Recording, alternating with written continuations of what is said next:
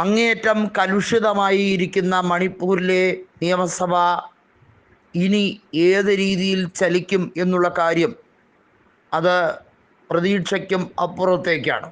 മണിപ്പൂർ മുഖ്യമന്ത്രി സ്ഥാനം ബീരേൻ സിംഗ് രാജിവെച്ചതോടുകൂടി ഭരണം അനിശ്ചിതത്വത്തിലായിരിക്കുകയാണ്.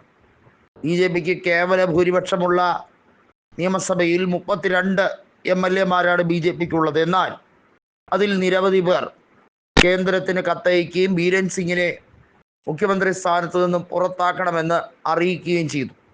കൂക്കീസോ വിഭാഗവും മെയ്തൈ വിഭാഗവും തമ്മിലുള്ള പ്രശ്നങ്ങളെ ഒരു രീതിയിലും പരിഹരിക്കാൻ കഴിയാതെ അതിനെ ഉദ്ദീപിപ്പിക്കുന്ന രീതിയാണ് ബീരേൻ സിംഗ് സർക്കാർ എടുത്തുകൊണ്ടിരിക്കുന്നത് എന്ന് നിരവധിയായിട്ടുള്ള BJP പ്രവർത്തകർ തന്നെ തുറന്നടിച്ചതാണ്. നമുക്കറിയാം, 2 MP-മാരാണ് മണിപ്പൂരിലുള്ളത്.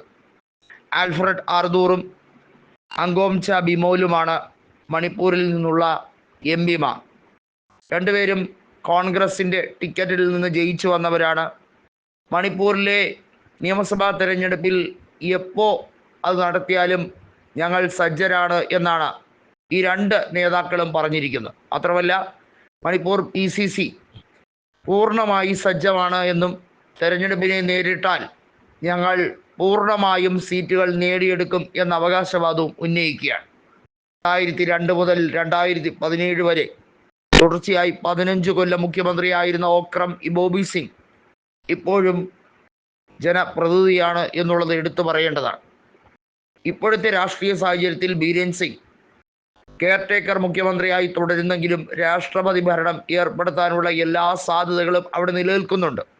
2 കാരണങ്ങൾ കൊണ്ടാണ് BJPക്ക് പെട്ടെന്നൊരു തീരുമാനമെടുക്കാൻ കഴിയാത്തത്. ഒന്നാമത്, ഡൽഹിയിലെ നിയമസഭാ തെരഞ്ഞെടുപ്പ് വർഷങ്ങൾക്ക് ശേഷം വിജയിച്ചതിൻ്റെ വലിയ സന്തോഷത്തിലിരിക്കവേ തന്നെ തിരിച്ച് ഒരു 8ൻ്റെ പണി കിട്ടും എന്ന് BJP ചിന്തിച്ചിരുന്നില്ല. BJP നേതൃത്വത്തിന് സഹിക്കുന്നതിനും അപ്പുറമാണ്. നരേന്ദ്രമോദിക്ക് ഒരു രീതിയിലും ഒരക്ഷരവും മിണ്ടാൻ കഴിയുന്നില്ല. കാരണം അദ്ദേഹത്തിന് സ്തബ്ധനായിരിക്കാനേ കഴിയുന്നുള്ളൂ എന്ന് അംഗോംച ബിമോൽ ലോക്സഭയിൽ പറഞ്ഞത് BJPയെ മൊത്തത്തിൽ നാണക്കേടിലേക്ക് ആഴ്ത്തുകയാണ് ചെയ്തത്.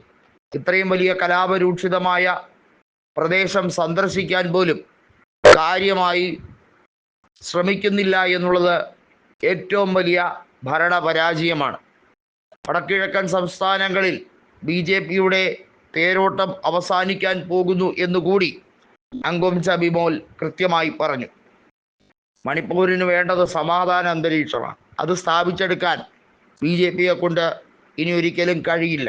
എരുതിയിൽ നിന്നും വറുചട്ടിയിലേക്ക് എന്ന പോലെ BJPയുടെ ഇപ്പോഴത്തെ ഭരണം വാസ്തവത്തിൽ സംഘർഷത്തെ ആളിക്കത്തിക്കുകയാണ്.